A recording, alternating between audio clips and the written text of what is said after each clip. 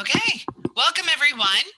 Today we are having an exhibitor roundtable discussion, and this is part of our launch sequence for FM Forward, which is starting on March 29th and will run through April 1st.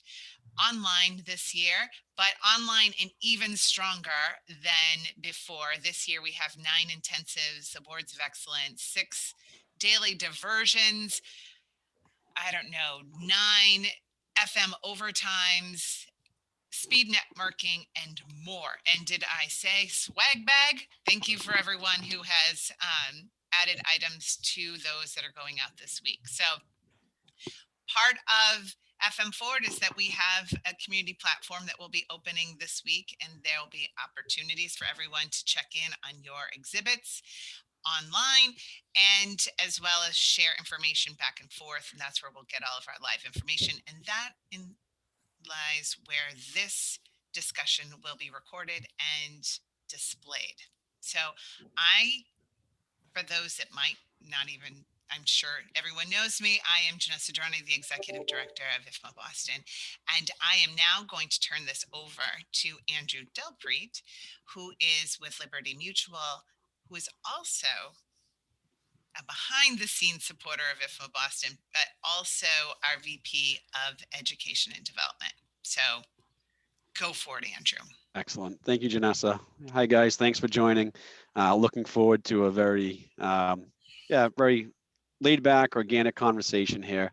And what I want to first do is just to have everybody introduce themselves and the company that you work for, and then we'll kick off and get started. So let's see. I'm going to start with Joy. I'm going to read off for the introductions to make it easy in this remote world. So Joy.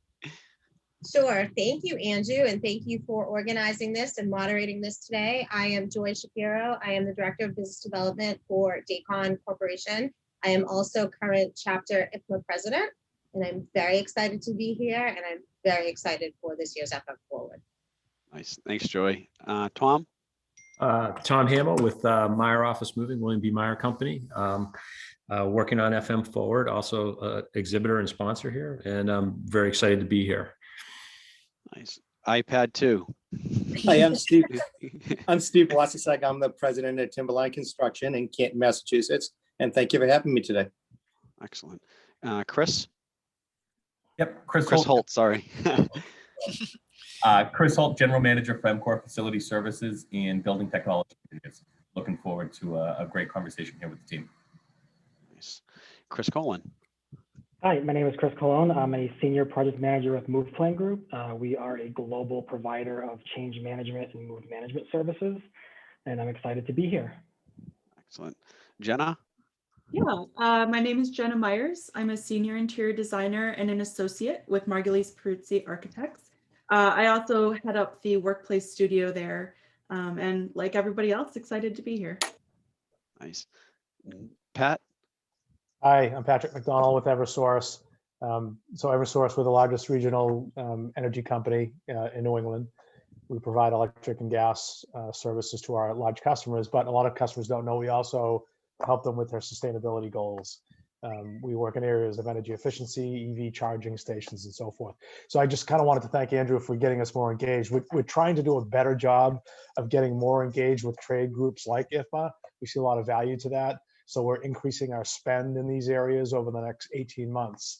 And we see it as an opportunity just to kind of get closer with key accounts like Liberty Mutual and others. So thanks. Excellent. No, thanks, Pat. All right, now for the good stuff. It's 1 year later. It was supposed to be a 2-week shutdown.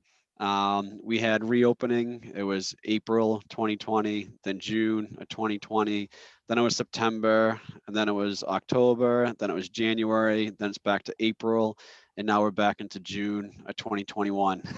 So that's a quick highlight of the Liberty Mutual journey during COVID. And I'm curious to hear kind of where are other people in their return to work? Where is your company in the process of returning to work? And is that still all at home, with the exception of essential staff? Is it a hybrid, or are you guys fully back? Who wants to start? Sure, I can start. So I think move plan on our personal move plan level, we're in a unique position where globally we don't have any brick and mortar offices. So we always have the model of working either remotely, working from the coffee shop down the street from the client site or in their cafeterias. So we're used to that lifestyle. But in helping our clients kind of transition back to the office, like probably most of you, they are taking the hybrid approach. So a lot of clients that initially thought that they couldn't do certain business functions remotely, they've now realized that they can. A little bit just if they needed the push or they needed some additional technology support, which they've now had. So I think I've been seeing a lot more technology integration with the workplace strategy, just to make sure that people can be successful working from home and making sure that clients are getting rid of the old school PC towers and giving people laptops and other technology to actually support that. But now that they're actually coming back to the office, we've shifted to a lot of our service being, what does that planning look like? Do you need to clean out the seats? Do we have to stage people coming in to collect all of their personal items? And then from there, really working with their business leaders to understand, well, you used to have one-to-one seating, but now which of your functions could work from home, polling some of their staff to decide, who doesn't like it and really wants to come back versus who's fine going back in. So we're doing a lot of those business analysis surveys with our clients to really help them understand what that strategy will look like going forward. Nice. Thanks, Chris. How about others? Anyone else want to share? I'll jump in it. At Timberline, it's a little bit different. Where we're a construction management firm, I want to say 30 to 40% of our projects actually never shut down. So we were kind of figuring out things on the fly as the government was making the rules and then changing the rules. We were trying to figure out what we were going to do. And so we've been open all along. I want to say when things hit the biggest portion about a year ago, we had our office team work from home for about 12 weeks. We came back the end of May, and we've been in full swing since. We've been going up and down, following the guidelines, the 40% and the 25%. And we were fortunate. We just did a complete renovation of our office. We have pretty good capacity. We had a lot of extra space built into it. So at 40%, we could actually get what we'd consider full occupancy of all of our people. It was a little trickier when we were down to 25%. We had some people working from home or not. But, like I said, we tried to figure it out on the fly as we went along. And, I think everybody did a great job pitching in. We've become masters of the HD meetings like everybody else. And, it's funny, even when we're in the office, when we have team meetings, we're all doing it from our own desks. So we have the luxury of moving around the office, but we're trying to be smart. We're telling the team, don't get in the office together. And even on our job sites, we're trying to be smart. We're doing Puma's headquarters in Somerville now. It's 5 floors. So we told our superintendents, we have multiple supers out there. We told them each to build their own office on a different floor so they can spread out. Because, if we have a job and one super comes down with it and has to get quarantined, that's okay. But if we lose a whole team, we're really going to be in trouble. So it's been a work in progress, but I think we've got it figured out now a year later. Nice. No, thanks for sharing. And you're spot on. That's one thing I think from the construction, the facility management side, that's a stressor where other folks that may be working from home that don't experience it is we're still trying to run jobs, but still trying to do either critical construction projects or preventive maintenance for life safety systems. And it's challenging when you do all the logistics, you're all set, ready to go. It's been planned for weeks. And Monday afternoon at 4:30, you get a phone call to say, I have a super and a laborer just tested positive. They're not showing up, not only tomorrow, but for the next 2 weeks. And they've been on the job the entire time. And it's like, okay, do we try to reintroduce somebody to the job or do we just wait it out? And I think that's some stressors that we've experienced, and you probably sound like you're in the same boat early on. Yeah, we had the same thing. And, we've been very fortunate. We got our protocols in place early. So we've had cases, but we haven't had any spread from those cases. Mhm. And I think it's the whole construction industry as a whole, I think did a really good job pulling together and figuring things out. And, Mhm. it was tough because one day the governor would say something, the next day the mayor said something different. So just trying to figure all that on the fly. But I think we've been very fortunate, and construction's always been a safety focused industry anyway. So I think that helped a lot too. Excellent. No, thank you for sharing. How about others? What else where are we in the return? Mhm. Yeah, from day one, we've pretty much been complete remote with the, exception of needing to go in for specific office requirements, like, I fit a lot in my apartment, but a plotter, a large printer does not fit. So needing to go in for those kind of equipment needs. Otherwise, we've really focused on how to collaborate and work completely remotely. It's been a very interesting process, not only collaborating with coworkers, but interacting with our clients as well. All of these presentations and interactions that we normally have in person have all gone digital. But I think we've really found a way to make that work. So our return to work, we haven't really put anything in place yet because we have been working so well. We are starting to obviously implement a few things. So as the end kind of is in sight, we'll be able to slowly return to work and feel good about that. One of the things that we're doing is going after our well health and safety certification, which has a whole list of things from cleaning and sanitizing to health services and air quality, and kind of learning that process. So once we have that, not only can our employees feel safe going back into the office, but then it's a service that we can also offer our clients so their employees can feel safe going back into the office. So we're still very remote, but the end does seem near. So looking forward to that eventual return. Nice. No, thank you for sharing. It's interesting too. I've been seeing a ton on the well of the building, and I think some of the soda drinkers may be disappointed because I think part of it you got to eliminate some of the soda in the cafeterias. Yeah. So interesting. All right. So the other big topic, again, all related to COVID here, is face coverings for 2021. Are people wearing it? If you're vaccinated, now you add another layer of someone says I'm vaccinated and it may not be required. However, different customers or companies or clients, it's probably a mandate or requirement, at least for the near future. And I guess from other people's perspectives is, I'm not sure if you can mandate the vaccination, but I'm curious on what people are hearing or thinking as they go to different customer sites related to face coverings for potentially the rest of 2021, and or vaccinations. If you're vaccinated, do you still have to require a face covering or not? Does anybody have any thoughts on that? Sure. Since we generally go to different client sites every day and our project sites, we have to comply with whatever our customer says, our client or end user says is the protocol for that site. Early on, there was a little bit of confusion because there were so many different people giving guidance, and there wasn't a universal across the board guidance. I think pretty much it's standard right now for us is, face coverings are a must. You have to go into those job sites. We have to do the logging so that there can be tracing if contact tracing is necessary. And we really just have to follow the protocols that our customers are giving us and in that direction.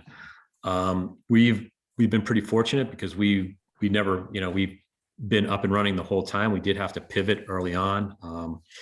A lot of our projects that were tied to construction, they were delayed and shut down, but we became a distribution support center for the state of Connecticut for the PPE and medical supplies early on. And so we pivoted a bit to what we were doing. We were definitely slower than usual, but coming back around to the different job sites and the different requirements is really, we're taking, and trying to have our standard be the highest standard that we know of our customers. And it seems to be working out all right now. Again, the guidance is a little bit more, it's a little bit more consistent right now. So that helps out a lot. We're finding our employees are, eagerly complying for the most part, which is good. Excellent. Good to hear. I know you think about some of the items you never really have to think about pre-COVID, because I can only imagine the one day when people do come back to the office and someone's walking down the corridor without a face covering, and it's like the second grade student at school getting tattletaled on it. But I don't know, that's something we've had the conversations, and I said that sounds like an HR issue, we can't be the mask police. Yep. Yeah, and clients are definitely having that discussion on a lot of the kind of return to work guidance that we're working on with most of our clients and their HR departments. They're heavily involved with the legal departments as well, looking at Can they require it across their portfolio? Is it only in Massachusetts? Are there certain states that they can and cannot? So I think it's definitely one of those areas that you're linking facilities with HR and legal, probably, 3 teams that you wouldn't normally all get together in the same room to talk about something. But, a lot of that is happening. And most of the clients, at least through this year, don't see face coverings going away when you're at least walking through the office. It's okay to take it off if you're by yourself in your private office or in your socially distant seat.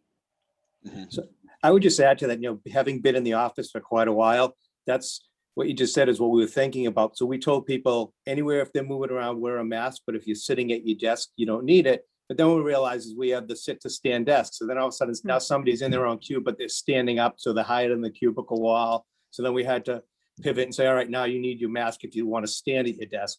And then what happens when you're sitting at your desk, but somebody walks up and maybe they're still standing 5 or 6 feet away, but they want to talk to you. Do you need to put your mask on? Don't you? So we've erred on the side of caution and said, if anybody approaches you, put your mask on. If you stand up, put your mask on. So basically, unless you're sitting at your desk or in your own office, you have to wear it. But again, that was one of those, learn by living it kind of things that we didn't really think about when we said, just wear your mask. So it gets tricky. Yeah. One of the things to that point about where you wear your mask and when you wear your mask, we positioned it as basically like safety equipment. We go on different job sites where they require us to wear different PPE. So sometimes it's hard hats, sometimes it's safety glasses, safety shoes, and we've just put in the mask and saying that's just part of your PPE and the requirement for this job site. And that's been, pretty well accepted then. Okay, this is the job site requirement.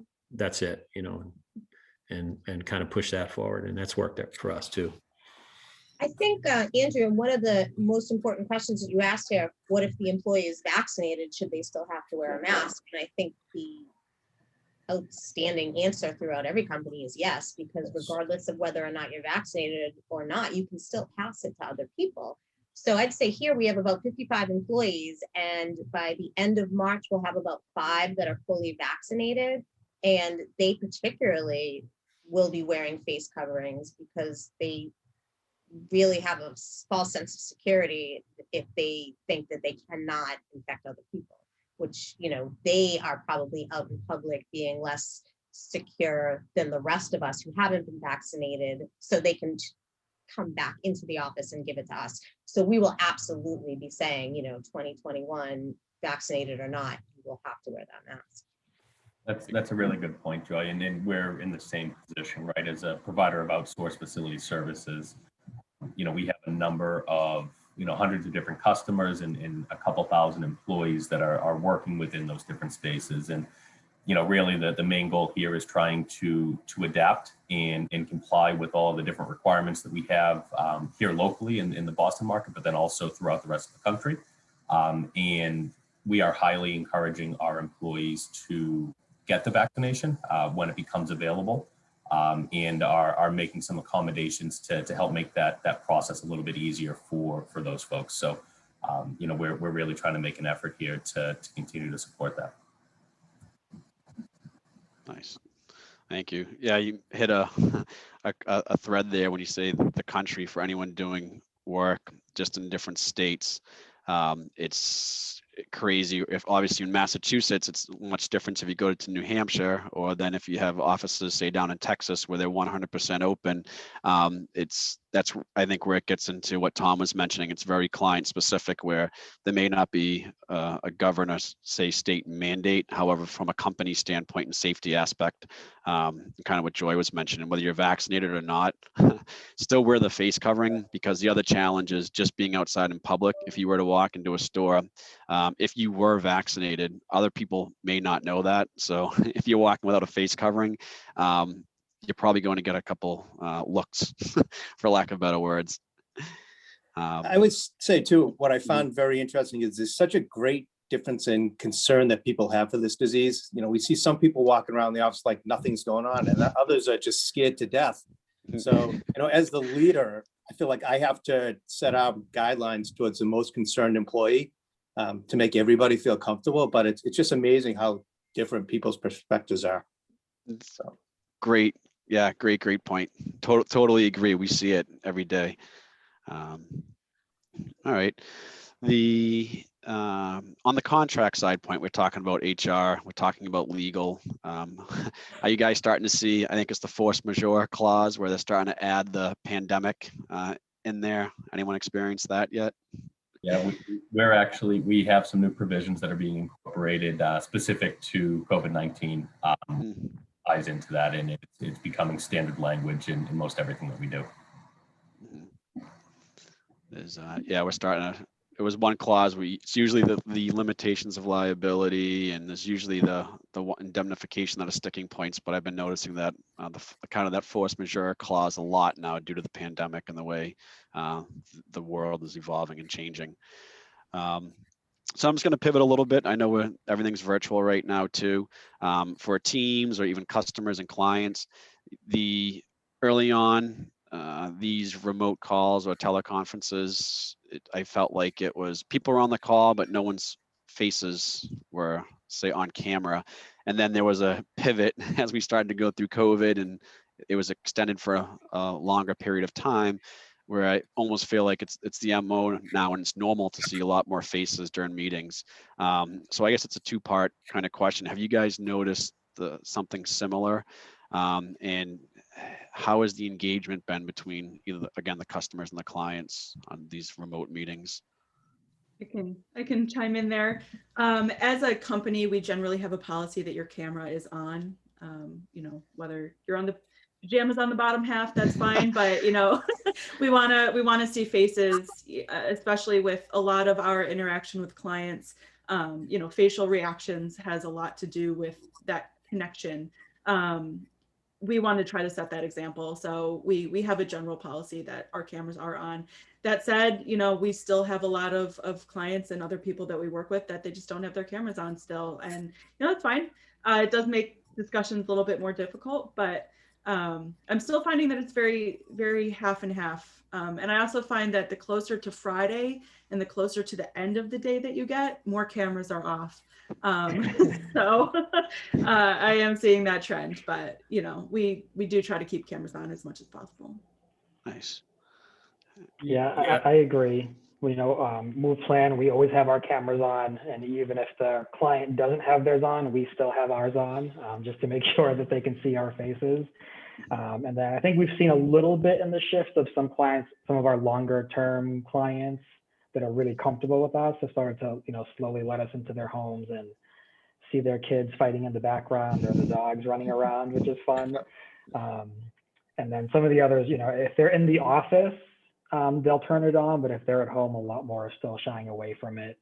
And then we have one in particular that it's actually their IT bandwidth issue. If too many people have their cameras on, it doesn't work. So I think there's still some technology challenges with a few clients. Tom, are you going to add to that as well? Yeah, I'm noticing.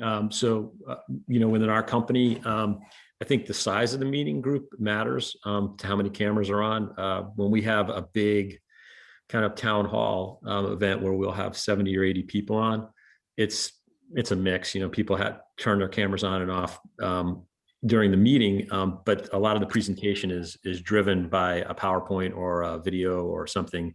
So you're only getting the small block of people that you can actually see on the side.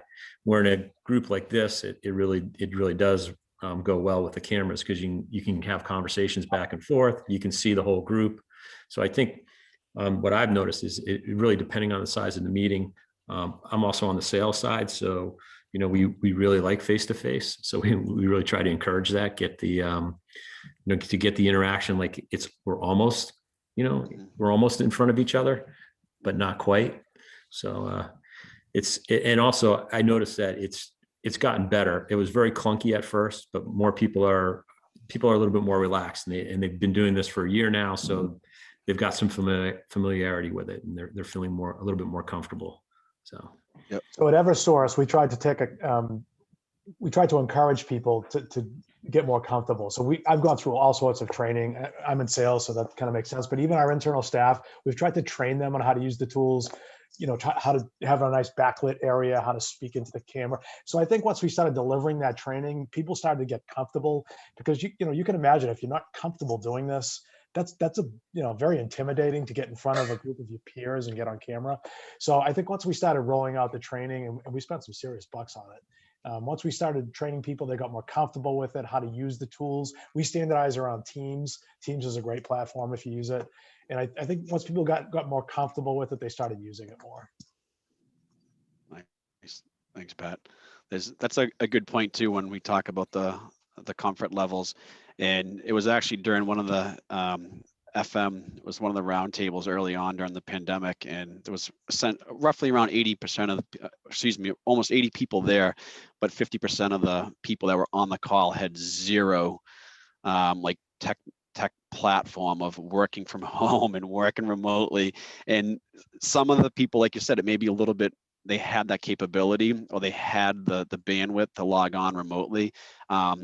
What were some of those challenges early on where, again, you're dealing with the pandemic, you're dealing with the uncertainty, you're trying to say work from home, but you don't even know how to work from home because you never really had to do it before. That wasn't an option. So again, it seems like a distant memory a year ago, but I think we've kind of ironed out the wrinkles since then. But does anybody recall how was that process when you're dealing with the pandemic and trying to work remotely?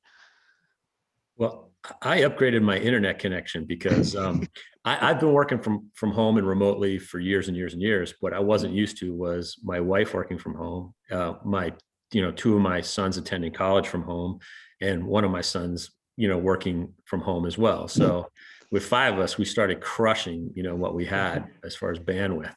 And that was one of the first things I had to do. And that's going to stay. We'll have the faster internet. We're going to keep it. But yeah, that was something as well that we had to adjust some of the, what are our capabilities at home from a technology point of view, and how do we address that so that everybody can be on, everyone can participate at a reasonable level. And I'm sure others went through the same thing as well. I'm laughing because I had to do the exact same thing, whether it was the basement or it was the bedroom. There was the dead spots.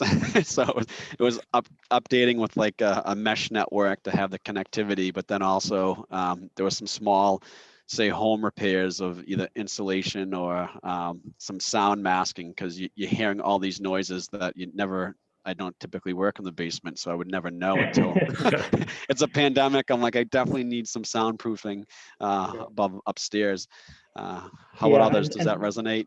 Yeah, and Tom brings up a good point about the technology with clients, letting people either take their monitors home with them, take office chairs home. Some even let them take furniture home if they've decided to just give up the office space completely. And then others just have some sort of a stipend so that you can purchase what you need. And they would reimburse you up to a certain dollar value. How about others? Yeah, I mean, I have to give, kind of hats off to our IT department. When this all hit, it was definitely a new situation for us. Most of our office-based staff, was not afforded the opportunity to work remote, or, didn't have the equipment necessary.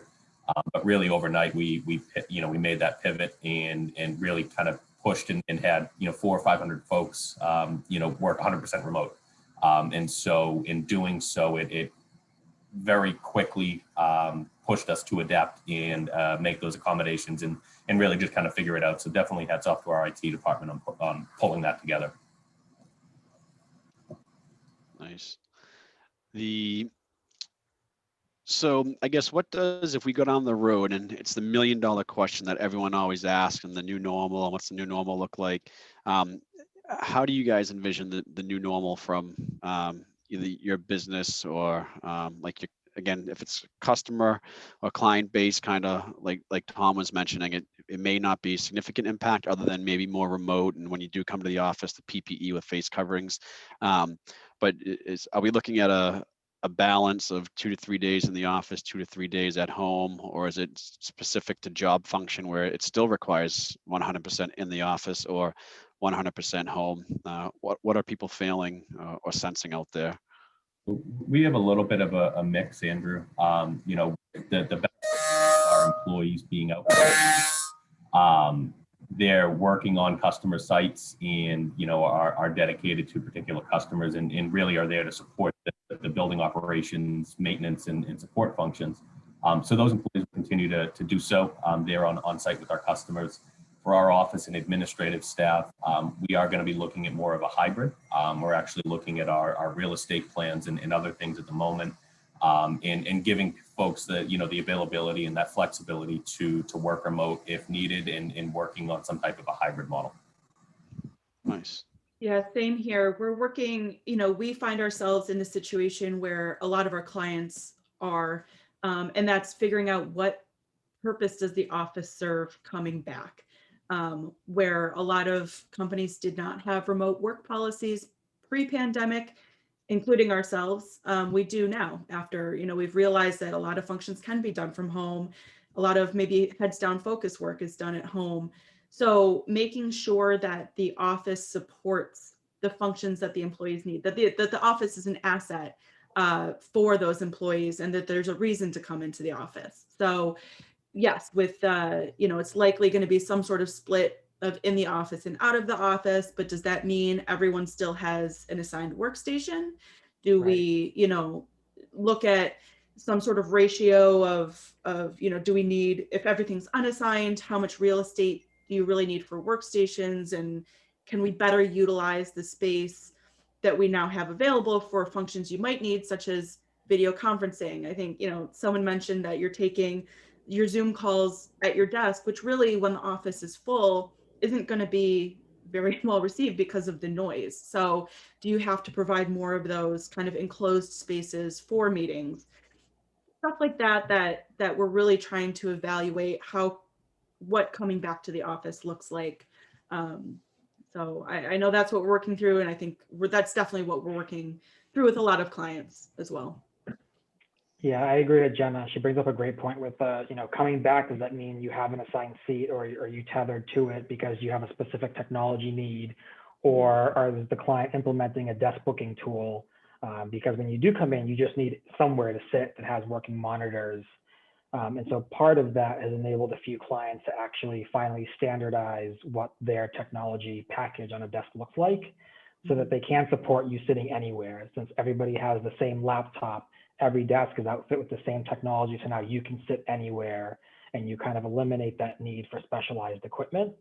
But then I think the other portion that I see getting bigger over the next few months and year is really on the HR and the training aspect of this, and a little bit on the change management, is enabling the managers on how do you work with a staff that isn't in front of you, because a lot of them may have never done that before.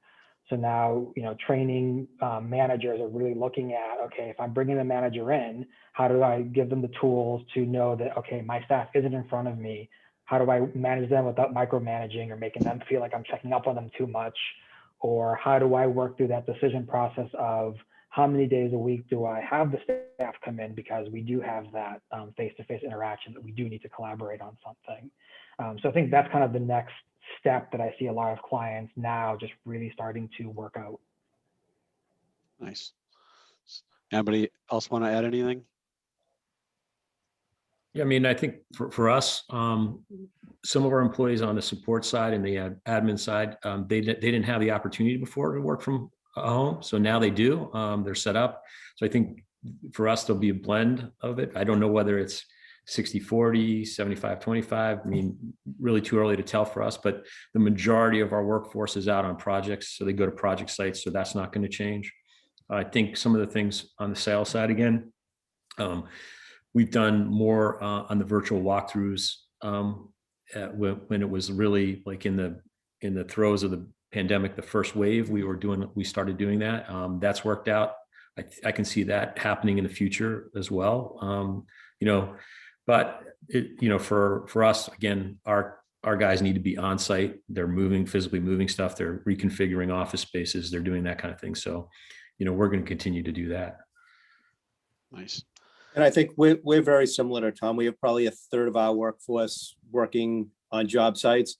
And then the rest, they're doing a hybrid model. The PMs, if they can take meetings from their houses, they're certainly welcome to do that. And they all float in and out of the office. I see, probably 3 out of 4 days a week they're in back and forth at different times. And I think everybody's getting good at the Zoom meetings. One thing we're still struggling a little bit with is we're doing a lot of Zoom interviews for projects. And I do find that difficult, just because personally, I think you win or lose the project in the 20 minutes before the interview actually starts. When you go in the room, you're introducing yourself to the client, you're finding out, what they like, what they don't like.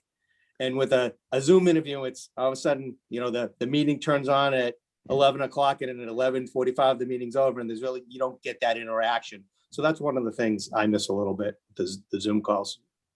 It's a good point. The meeting before the meeting, or the social interaction and collaboration after the meeting, when you're just following up, having those little impromptus, but you get a lot of information sharing after the meeting. Yeah, just that little connection with the people. Right. That's huge. And that's something I miss terribly. That's been the toughest part. Yeah. No, I agree. It's the social interactions, and it's also like the building the relationships too. Because I mean, especially if you're starting on a new client site, or it's a bid, or it's an interview, you're spot on. It's the cameras on start, and it's so right. Like you said, you don't have that interaction of the experience of walking into the lobby, and like you said, walking up to the conference room to sit down. So I think those are the important pieces that I think it's difficult to measure with COVID, but that's what we're missing, is the social interaction. Which actually, it kind of brings me to the next question as it relates to the office space is, so as people slowly start to return to the office, it's maybe cafeterias aren't open, or the coffee machines are down because they don't want people to touch it. The people you come into the office to grab coffee with, they're not in the office, and you're wearing a face covering. So are people seeing either at your side or any customers or clients, are we starting to are companies trying to find incentives to bring the employees back to the office? So there's a need for them to physically work in the office instead of at home? Yeah, I mean, for us, that's really kind of the number one question after, step one is identifying the HR policies, like Chris was talking about. Step two is what does the office space need to be to support either, that company culture that I think a lot of people have been missing, and that collaboration. And like I said before, really making that office space an asset. You need it.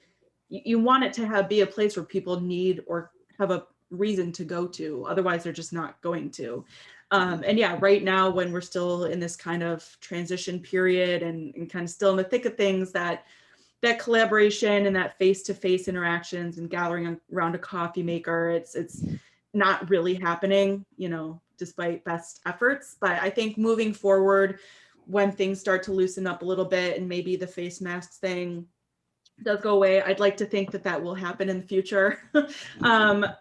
Making sure you have those spaces exactly, Andrew, like you're talking about, people can congregate around the water cooler, that you've got spaces that support that collaboration, because that's what people are going to want to go into the office to do, assuming that's part of, their work and their company culture. So we've been spending a lot of time with clients, really making sure to identify what those needs are and what their cultures are, so we can support that in their new workspaces or current workspaces.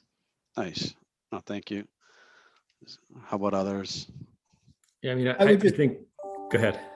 I would just, I agree with that sentiment. I think people want to get back to the office. They want to, we renovated our office. We tried to make it a really fun, cool place to work. We just thought we have a lot of collaboration space. We put in a full golf simulator machine. We have a pool table. We have beer on tap. And so we're trying to figure out now how you make that work and still be safe. So I think we've come to a good, happy medium that you say, if the guys want to go over and play golf during the day, go over there and do it, right? But do it safe, stay socially distanced, keep your masks on. Well, we have a full gym. So now what we do is we make everybody sign up for a half an hour or an hour, whatever they want, when they want to go into the gym. So it's only one person in there at a time. We ask them to wipe it down. So it's finding that happy middle ground. And even simple stuff like we used to bring in pizzas on Friday for lunch. So now what we do is we go to Panera and they give you a box lunch. So everybody just, picks up a box. So it's finding all that middle ground that you can still do fun things, but keep it safe for everybody. Good examples. Thank you. Tom, are you going to add something as well? Oh yeah, what I was going to say is to Jenna's point is on the culture and on bringing people together. For me, and I know for a lot of people, it's the energy that you get from people. And I think a lot of us are a little bit kind of worn down a little. I think all of us have probably had one of those days where we had Zooms from 9 to 10, 10 to 11, 11 to 12, 12 to 1, 1 to 2, because they don't think you have to commute, right? All right. But I tell you, when I used to schedule my meetings and I had to drive to them, I would have that time in between to kind of unpack what just happened, make a couple of notes before I got into the next meeting. And a lot of days I don't have that luxury right now. It goes from one to another. And at the end of it, I kind of feel myself being a little bit going, all right, I got to go back and I got to look at my notes right now. And I got to try to unpack everything from, 4 hours, which is challenging. Yeah, you make a good point, because I believe I've read that people who work from home work on average 47 minutes a day longer than you do when you work from the office. Mm-hmm. Well, if pre-COVID, if you were working around Boston, that's 2 hours and 55 minutes that you spend in the car. Right, exactly. Yeah, no, I think that's actually an important piece too, even for like the mental health well-being aspect as well, because you're spot on. That time in the car, whether you're sitting there reflecting on what happened on the meeting prior, or you're listening to, who knows, your favorite radio station or the sports hub or whatever, you kind of mentally taking a little bit of a break or thinking about your next meeting. So at least you're gathering your thoughts, and you're spot on. There's times where I'll leave my wife in the morning and you sit there and it's back to back to back to meetings across the board of all different subjects. And then at the end of the day, it's like you're spent and you start talking about something and you thought it was yesterday. And she's like, no, that was this morning. And you're like, wait, what? It's just like, it's a blur. So much to the point that some folks, I laugh and I joke around. They say once COVID's over, they said that they're moving because they have zero separation from their work and life. It's their office is their dining room or their kitchen or their bedroom, and they're just done. And they're ready to come back to the office. No, very good. So we have roughly 12 minutes left, and I think I'll probably try to close to see if there's any silver linings. So we definitely have to think, and Steve gave some great examples on what we do. We're doing things a little bit differently to try to keep it safe, and there may be some potential silver linings, and it could be as simple as, instead of doing walk-ins for haircuts, maybe Chris, I could ask you for this. Is everything by appointment only now? So instead of sitting at the barbershop for an hour just waiting your turn, you can just walk right in. Or could it be something along the lines of pre-COVID, people would come in, they're coughing, they're sneezing, they're like, oh, I'm so sick. Where is that a silver lining where people do have the capability to potentially just work remotely? So if they're not feeling well, they could just stay home and work remotely and still be productive. So I guess are there any silver linings of what we've gone through over the last year, as miserable as it could seem during the time, but as we hopefully can see the light at the end of the tunnel? Any thoughts you guys may have? I think you hit it right. I'm sorry. No, I think that's you okay. hit it right on. I think you hit it right on the head. Is that, there was a lot of what we're seeing today were trends that we were seeing pre-COVID, but people were really hesitant to adopt, like the whole working from home thing. People like, how can it work? I mean, even us as architects, we're like, it's super collaborative, like working from home just would never work. And I think a lot of people are realizing that it can. So I think the silver lining for us would be people are really starting to evaluate their workflows and their work processes, and really they're being able to refine how they use the office and how they work to maximize productivity, which I think is the goal of everybody, So that's my big silver lining that I've been seeing across the atmosphere. Nice. No, thanks, Jenna. Joy, I know you had something. I was just going to say the time management aspect of it, from commuting to work or commuting to an appointment or commuting to a meeting, and Zoom just brings it right to you. And I think, Andrew, you can attest to the fact that our board meetings that I used to make everybody drive out of the way in Natick for the in-person board meetings are now being done on Zoom, and they're much more efficient, and sharing the screen and Janessa's nodding as well, and just going through our meeting minutes. I think that's something we would keep and implement well into the future, instead of driving and making everyone kill half a morning to go to a board meeting. And something we're implementing at Daycon, we have our 7:30 planning meetings every Friday with the entire staff on the Zoom, and it's been much more efficient. and people are welcome to do it from home or do it in the office. And it's been great. So I think that is a silver lining as well, just managing your time, having more time at the end of the day without having to drive and be live and in person. Mhm. Yeah, and I think also for certain business support functions in companies, it's actually brought down the level of resistance for people. I think of a lot of clients that have been able to get rid of a lot of filing and do scanning from groups that said, no, I have to have 20 file rooms and all of these filing cabinets. And now that they've gone a year without the documentation, they can scan it, ship it off site and get rid of it and free up the space. I think also just from a facility standpoint, finally getting people to empty out the old storage closets of Christmas trees and decorations and free up space that can be used for other functions, whether it's more socially distant seating, maybe it's the extra conference room that you've been dying to have and all you needed to do was clear out the junk. And then I think technology for a lot of companies has really forced them to implement what some technology groups have had planned, for 2-3 years down the line. They're able to implement right now because they had to. So I think that's been a really good positive influence for a lot of companies, is really just forcing them to make those technology upgrades now versus delaying it for later. Nice. And Thank I would you. just say, ahead. for me, that I think the silver lining is just seeing how well the construction industry embraced the protocols and the guidelines, particularly on we're doing a lot of lab projects and they were all considered essential. So they didn't even really have time to think about it. And all of a sudden we're saying, do this, do that. And just the workers were just great. They just said, yep, we're going to do it. They followed all the rules. And I know on our job sites, we were very fortunate. We really didn't have any incidents. And I think it's a testament to the construction workers to show, how quickly they can adapt and how, really how good they are in this area and how fortunate we are. Thank you. Yeah, I mean, to Steve's point too, I think the thing that has really impressed me, or silver lining, is the the flexibility, the adaptability, and the creativity of the people on our teams and the people that we're working with. Some really creative solutions to really challenging stuff that came up this year, and I think that's been one of the things that's kind of kept me going. I know also the way IFMA pivoted and the amount of content and the amount of interaction that we're having with our membership has been terrific as well. That's helped me along a lot because, and I consider that a silver lining because it's allowed me to, keep going and going, so.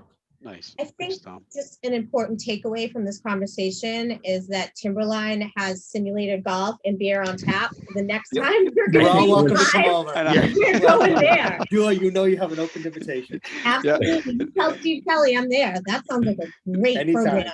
A great Yeah, we have event. to have meetings over there, Yeah. I concur. either I was Zoom thinking or the at same. Timberline. That's What funny. about Chris and Patrick? Any closing thoughts from you guys? As you guys were all talking about silver linings, the one thing I thought about is our company is, and we're a stodgy old utility company. We hate change. We're not good at change, but it amazes me the changes that we made like on the fly. So as an example, during emergency response, if it's a storm situation or what have you, we still have all of our phone reps come in to our phone center in Westwood because that's how customers report outages. And once COVID hit, that all went remote. We set up all of our CSRs at their homes with technology.